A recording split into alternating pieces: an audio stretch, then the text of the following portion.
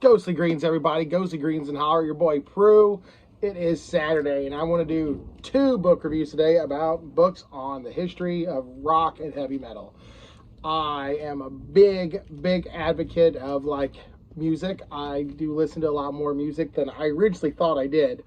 But I just realized one day that I always had music on. I listen to music more than I watch television. And I listen to it while I'm playing video games, and I just really enjoy music. So one aspect of my life that I've never really gotten into was the history of music, the history of rock, stuff like that. And I've dug a little bit. I've dug a little more than your average, on a scale of 1 to 10.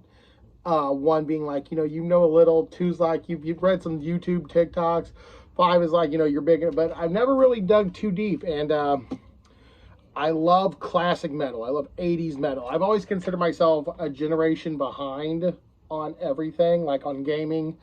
I still play 360, Xbox One.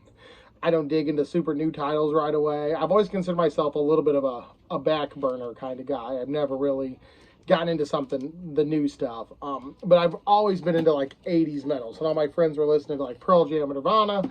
I was listening to Judas Priest. I'm a huge Iron Maiden fan, stuff like that.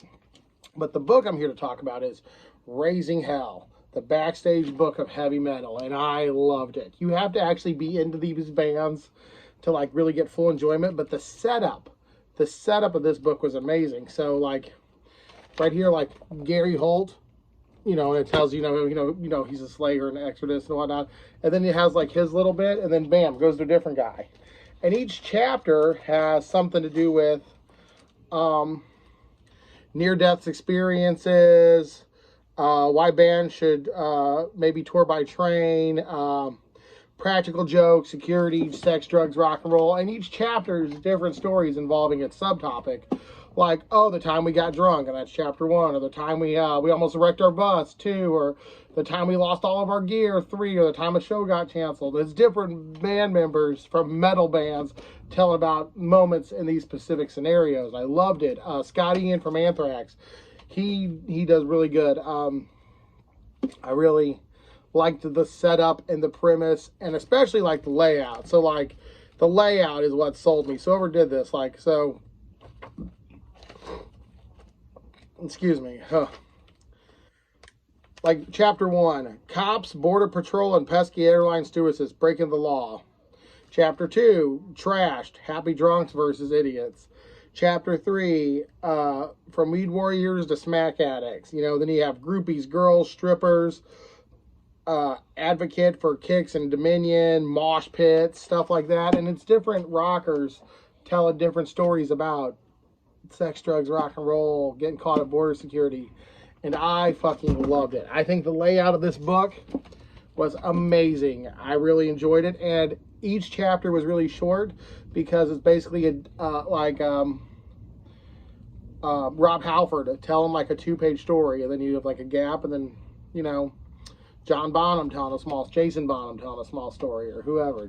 Those aren't actually in here, but still, you get what I'm saying. Nikki Sixx, stuff like that. And if you like the band, I'm a big fan of Iron Maiden, like I said, I'm a big fan of Slayer, I'm a big fan of Metallica and the Foo Fighters and all that, and it's really cool for me to do it. The layout of this book was awesome, and the storytelling was quick enough to where you could get through them quick. You're oh man, it's a great story. But it really didn't go super deep where you found the whole thing. You basically got the Cliff Notes version, you talked to him at a party. And it's cool because the bands I really like, I now feel closer to. My issue with this book is, this is a $30 book, which isn't that bad. That's a bit more than I like to spend on a book. And I got this from my library, luckily. But I would totally recommend, if you're into metal or hard rock and you want to know a little bit more behind the scenes, check this out. This is amazing.